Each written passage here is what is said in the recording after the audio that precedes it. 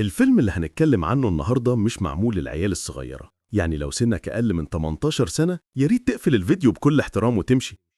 أما بقى لو دي أول مرة تشوفني، دوس اشتراك بسرعة كده واعمل لايك جامد علشان يوصلك مني كل جديد. حكايتنا بتبدأ بعد نهاية العالم، لما انتشر سم غريب في الهواء اسمه شراد، وده بيخلي الناس تفقد الذاكرة تماما وتنسى هي مين. في وسط الخراب ده، واحد غريب بيلاقي بيت زجاجي كبير وعليه يافطة مكتوب عليها ابعد من هنا، لكنه كمل طريقه.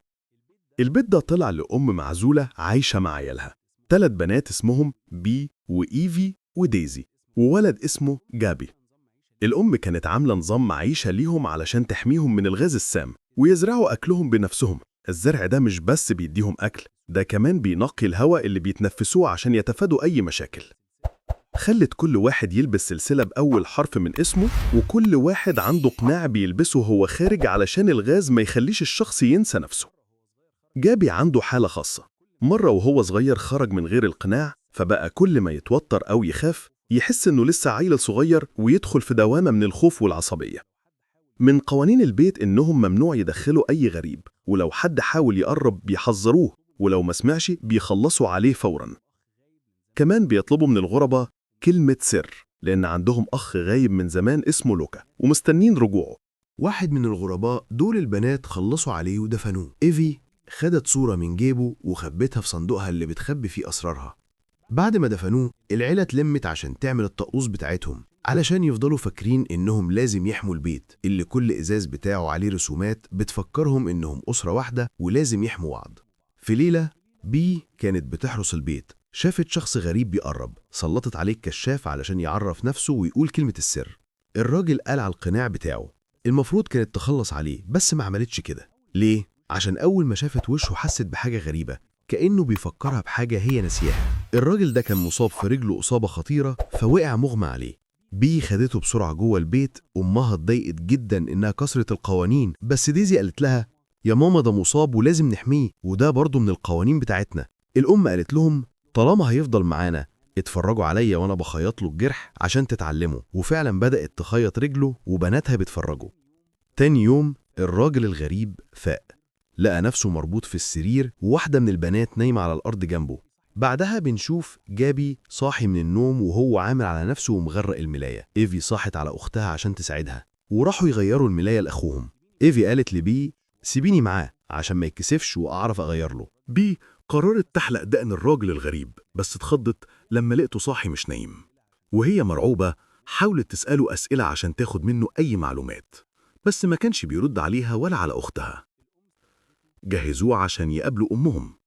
الأم استجوبته فقال لها مش فاكر اسمي، كنت بتجول وبدور على أي أكل أو شرب من كتر الجوع، والإصابة في رجلي بسبب ناس غراب هاجموني.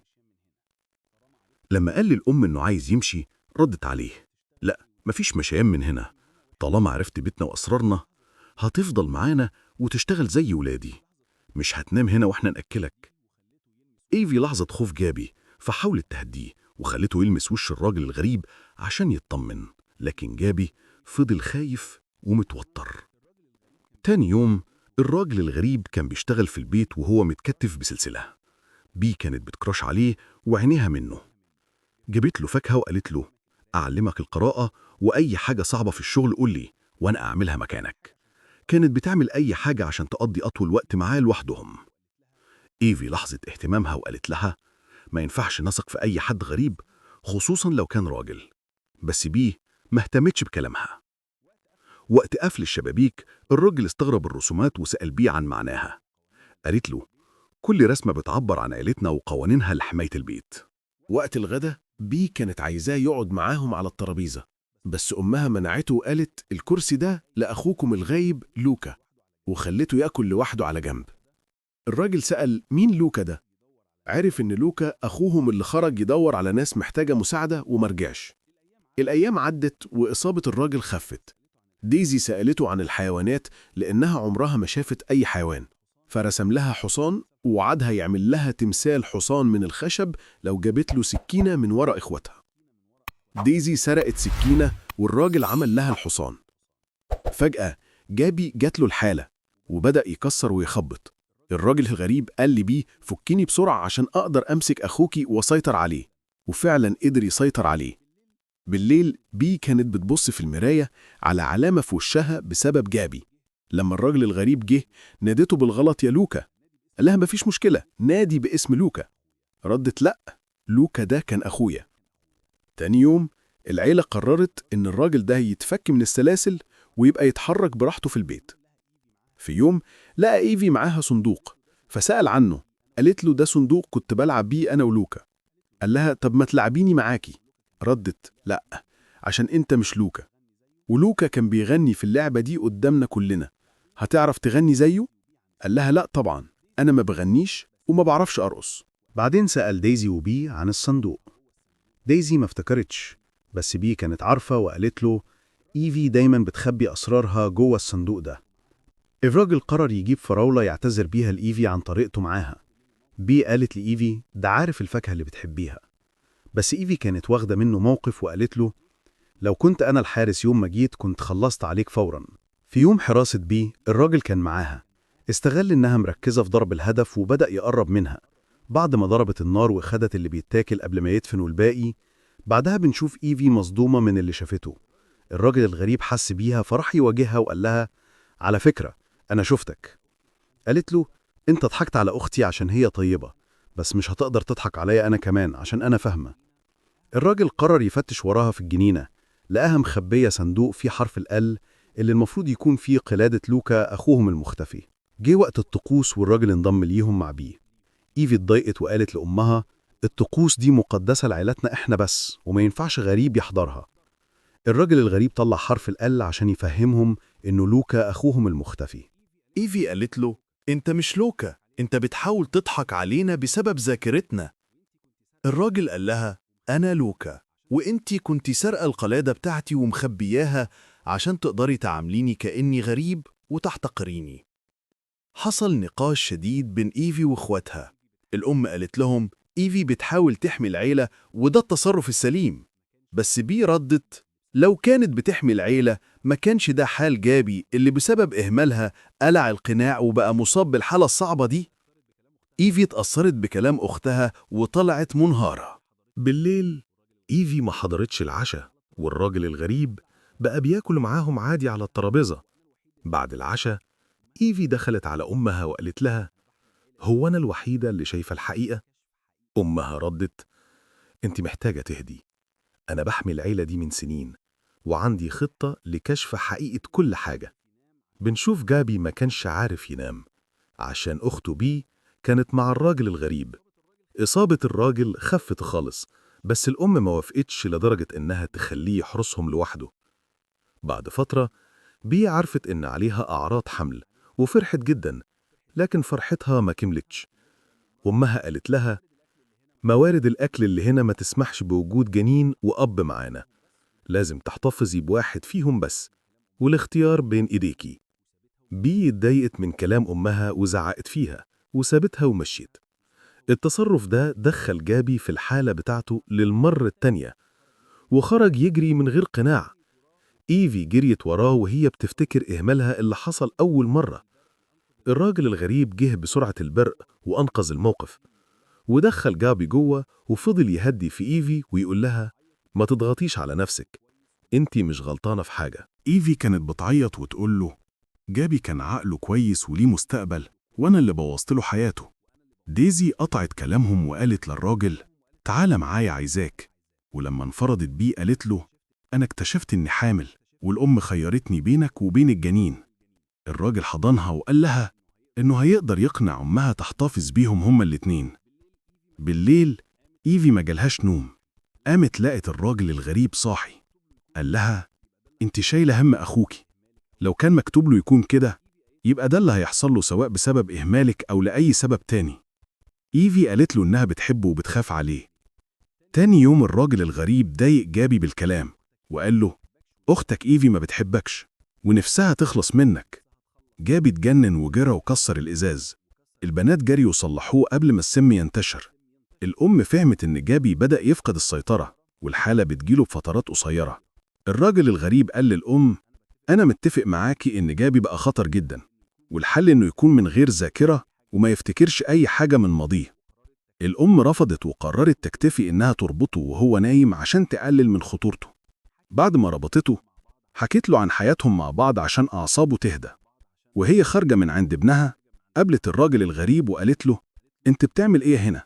قال لها: ليه مش بتناديني باسمي؟ قالت: اسمك إيه؟ قال لها: لوكا. ردت: مفيش أم بتنسى ابنها حتى لو جالها الزهايمر، وانت مش ابني يا مخادع. الراجل مسكها وخنقها وهو بيقول لها: ما تقلقيش على عيلتك، أنا هحافظ عليهم من بعدك. وبعدها ضربها على دماغها وخلص منها. خد الجثة وحطها عند سرير جابي وحط سلاح الجريمة عشان يلبسوا الجريمة. جابي لما شاف جثة أمه، الراجل الغريب ظهر واتهمه إن هو اللي خلص عليها. جابي انهار وهجم عليه في نفس الوقت اللي البنات وصلوا فيه. البنات صدقوا إن جابي جات له الحالة وخلص على أمه وهو مش في وعيه، إلا إن إيفي ما كانتش مصدقة إن جابي هو اللي عمل كده. بي كمان ما كانتش مصدقة وقعدت تفكر في تفسير.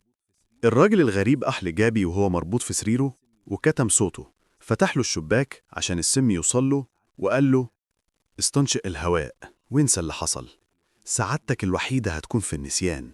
البنات عملوا لأمهم طقوس الوداع. دايزي كانت منهارة وإيفي خدتها بعيدة عشان تهديها.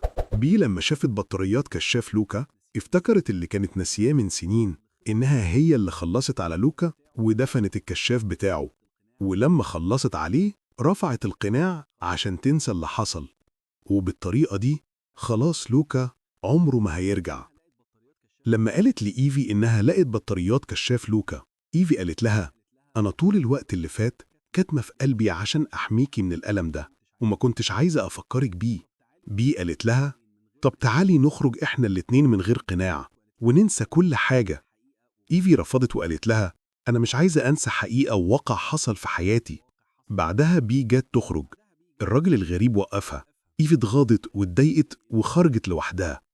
إيفي كانت عايزة تلحقها بس الراجل الغريب منعها وقال لها: سيبي بي تعمل اللي هي عايزاه. في نفس الوقت ديزي جت وقالت لهم: الحقوا، جابي قاعد في سريره وساكت خالص ما بيتكلمش.